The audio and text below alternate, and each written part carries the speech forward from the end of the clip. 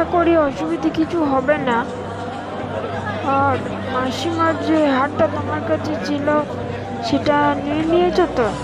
এটা তরুণীর হাতেই ভাবছি দিয়ে দেবো। হ্যাঁ, নিয়ে নিয়েছি।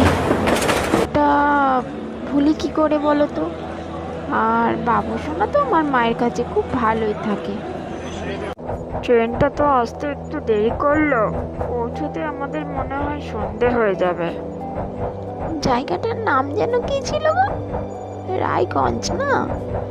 শুনেছি নাকি ওখানে খুব ভূতের উপদ্রব। তুমি কি কোনোদিন গিয়েছো তোমার মাসিমার বাড়ি?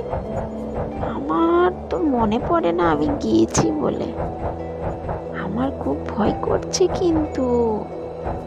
এই শুরু হলো তোমার ভূত ভূত ভূত ভূত। ভূতের উপদ্রব কিনা সে আমার মনে পড়ে না, কিন্তু জায়গাটা ভালো।